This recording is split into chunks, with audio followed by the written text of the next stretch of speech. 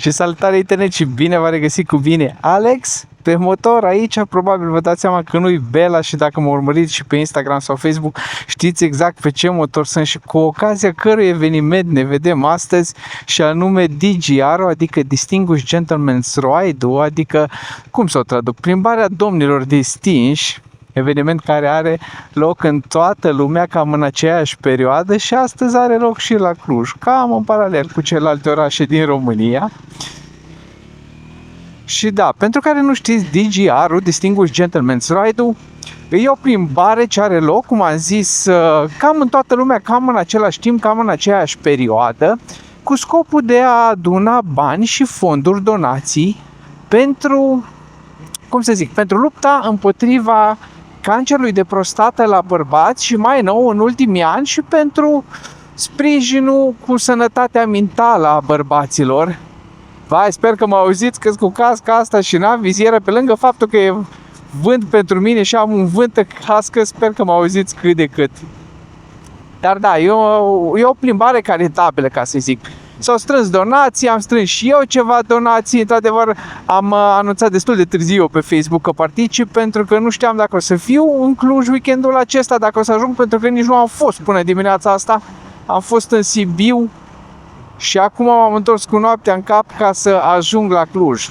Și da, probabil vă dați seama, adică ați văzut clar că nu sunt pe Bela, sunt pe o frumusețe de Triumph Scrambler 400X și pentru asta o să-i dau legătura lui Alex de în trecut, de acum 2 zile, de când a ridicat motorul ăsta, să vă facă o scurtă prezentare.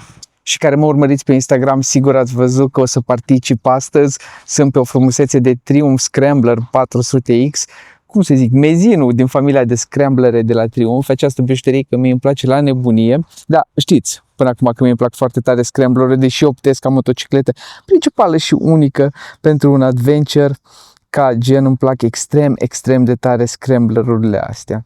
Și așa și frumusețea asta. Și nu vă supărați pe mine că o să zic în continuare bijuteria asta, pentru că îmi place la nebunie cum arată. Pentru că aici vorbim de un scrambler mic cu motor de 400 de centimetri cubi, 39 de cai putere, deci perfect pentru începători sau cei care au doar categoria A2. 37 de Nm cuplu și mai aduc aminte că am citit că înălțimea la așa e de 830 de mm sau 835 de mm, deci un motor destul de înalt, după cum vedeți și aici. Garda la sol e destul de mărișoară și implicit și poziția pe șa o să fie. Dar pentru mine e ok, pentru că m-am suit deja pe el la 1,80 m a mei, absolut suficient. Cred că o persoană mai mică s-ar putea să fie nevoită să umble un pic din șa, dacă îl vrea ăsta ca motor de oraș sau ca motor de plimbări scurte, plimbări lângă oraș sau plimbări lungi, dar trebuie să fiți conștienți că e un motor de 400 de centimetri care nu o să fie el cel mai confortabil pe autostradă la viteze de 130 la oră. Hai să revenim la Alex din cadrul paradei. Și acum că ați înțeles exact pe ce motor sunt, mulțumesc din nou motomus.ro pentru sprijin și că mi-au promutat jucăria asta de Triumph Scrambler 400X pentru evenimentul ăsta, ca să fiu mai în temă, pentru că la urma urmei DGR-ul, trebuie să înțelegeți de ce e deosebit față de alte evenimente și parade moto, e faptul că trebuie să te îmbraci așa, cum sunt și eu acum am îmbrăcat, deși aș fi vrut să fiu în sacot, gata, să faci vedere, pot să vă arăt, dar în cămașă pe mine am cravată, aș fi vrut să am și sacou, dar din păcate e prea frig ca să am și sacou, că sunt vreo 11 grade în Cluj și imediat se pornește și ploaia. Și asta e una din cerințele pentru DGR și cealaltă cerință este să ai o motocicletă potrivită, o motocicletă de gentleman, adică o motocicletă veche sau o motocicletă vintage sau una retro sau una cu inspirație retro sau un scrambler sau un chopper și așa mai departe. Unde ocazie Bela nu prea s-ar fi potrivit ea cu designul ei modern, cu toată tehnologia modernă și cu toate cele. Deci, cam asta este DGR-ul, Distinguished Gentleman's Ride, asta este ocazia cu care ne vedem astăzi și eu sunt acum în drum spre punctul de întâlnire de unde o să înceapă parada și ne vedem de acolo într-o...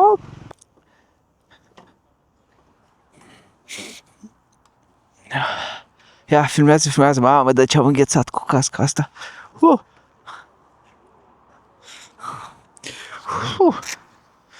Trebuie să mă dezechipez un pic. Ce domni, câți domni, o mânuță de domni, pe frigul ăsta nici nu mă aștept la mai mulți. Și de ăștia mă bucur că suntem, da, hai să-mi dau jos casca. Și eu Să-mi iau basca și trecem pe filmare manuală. Asta e tata lor, tati. Salut!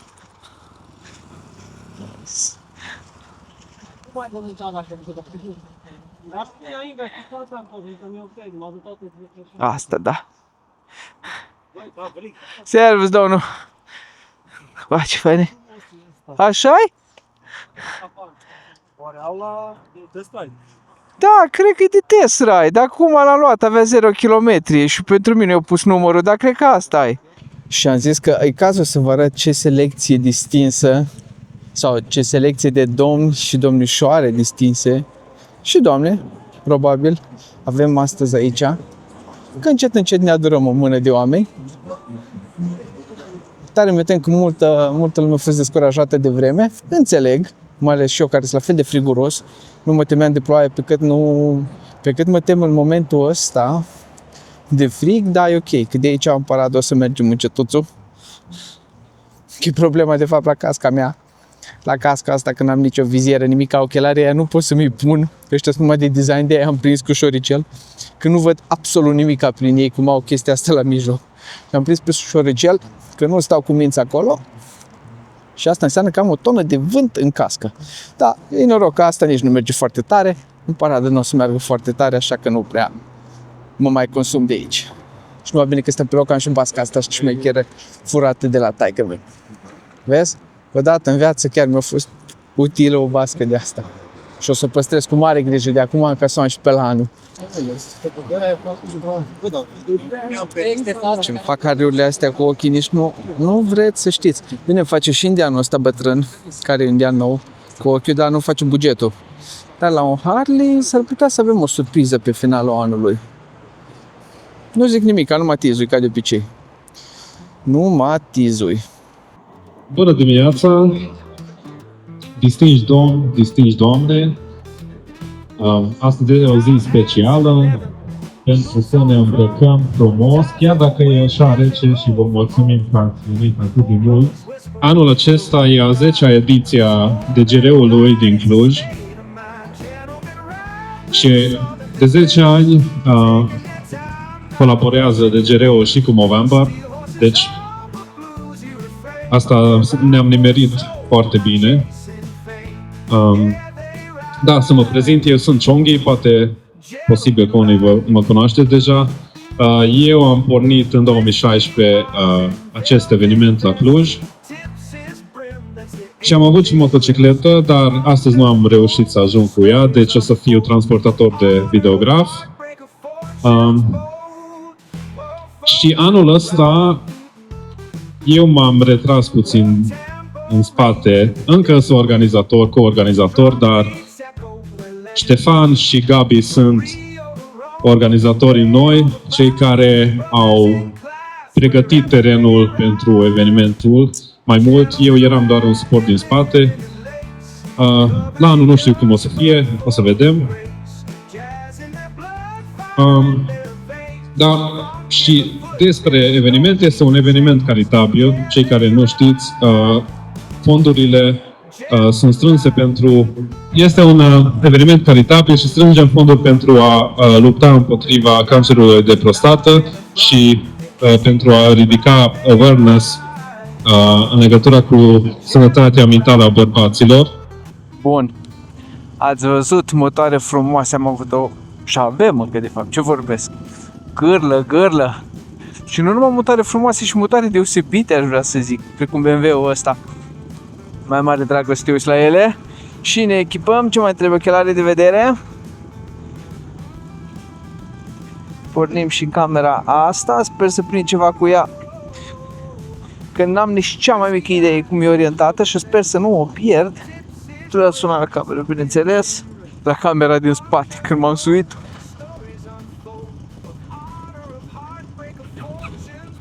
Așa. Bun, hai să vedem ce avem.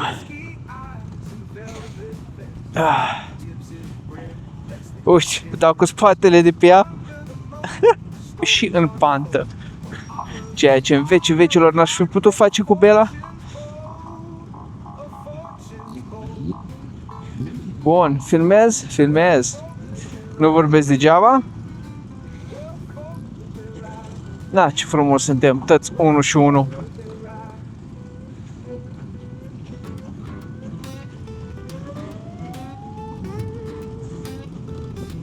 Hai, mă duc după triumful ăsta azi. Boots on chrome, ties in the wind as they roll from home. Old roads whisper with a rebel pride. It's more than a ride, it's a state of mind. Gentlemen ride with the sun in their face, taking their time, not rushing the pace. Steel horses hum a bluesy refrain. They ride for the soul, not chasing fame. Yeah, they ride. Gentlemen ride. Whiskey eyes and velvet vests. He tips his brim, lets the engine rest. Under the moon, stories unfold of honor, of heartbreak, of fortunes bold. Oh, folk will ride. Well, tambourines in the desert wind, drum beats echo where legends begin. From Rio to Rome, they all abide. Brothers in class, wherever they ride. Gentlemen riding linen and lace, covered in dust but full of grace. Jazz in their blood, fire in their veins, funk in the footbeds, no need for chains. Yeah, they ride. Gentlemen ride. No need for a crown, just a road in the sky with a nod and a throttle. And kissing goodbye, they ride. Gentlemen ride.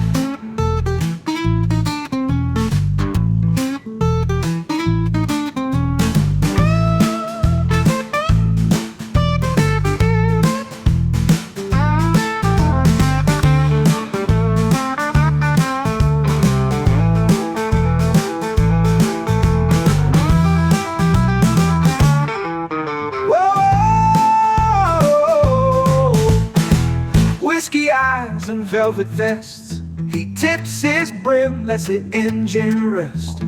Under the moon, the stories unfold of honor, of heartbreak, of fortunes bold. Oh, fortunes bold. Whiskey eyes and velvet vests. He tips his brim, lets the engine rest. Under the moon, the stories unfold of honor, of heartbreak, of fortunes bold, of fortunes bold. Well, folk with their ride. Well, folk with their ride. Well, folk with their ride. Afară cred că motoarele îmi vedeau bine. Și așa cum am zis, primii top riderii care au strâns cele mai multe donații au niște surprize și locul 3, să începem cu locul 3, la invers. Alex Bartiș. Da. Felicitări! Mersi! Și ai câștigat un voucher de la Super Prime tare. Cluj. Mersi tare, fain băieți! Mersi! Felicitări! No. Foarte tare! Locul 2. No, surpriză. N-am știut, dar mulțumesc celor care ați donat folosind linkul meu. Vedeți, ați făcut și voi în bine și m-au ajutat și pe mine. Extraordinar! Un tricou de la Cartoon Racer și un set de stickere VGR. Felicitări!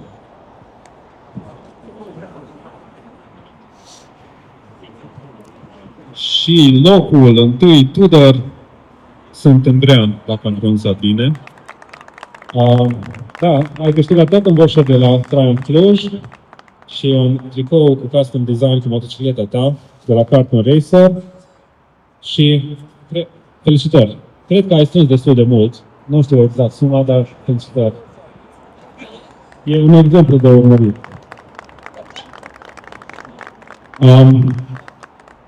Și acum încă nu s-a terminat. O să fie un discurs ținut de Vornicul Mihaela de la Clinica Medicus despre sănătatea mentală a bărbaților. Deci puteți intra sau intra Aici, de fapt, aici o să fie cel. Și la final sau între timp puteți să luați o felie de pizza din partea noastră. În interior găsiți. Sau pe terasă, de fapt, scuze. Mulțumim pentru participare. Sper că v-ați simțit bine și have fun în continuare.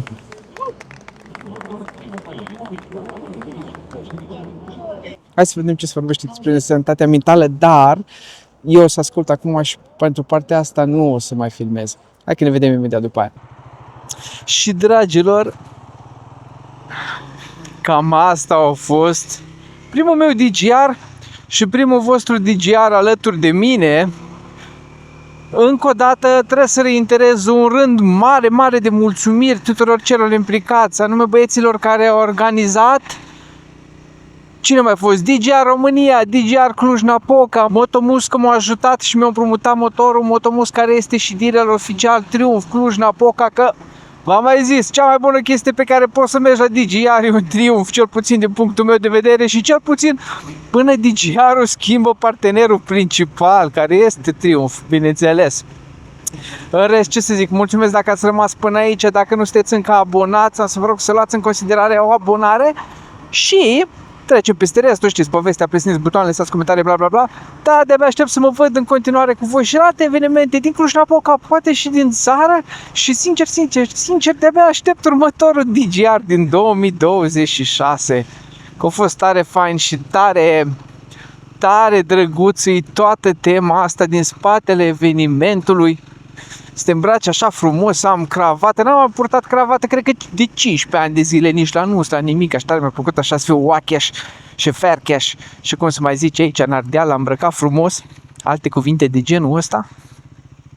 Da, dragilor, până data viitoare nu uitați, fiți buni cu voi, fiți buni unii cu alții și apă și paie și bătaie și asfalt uscat. Vedem cu bine!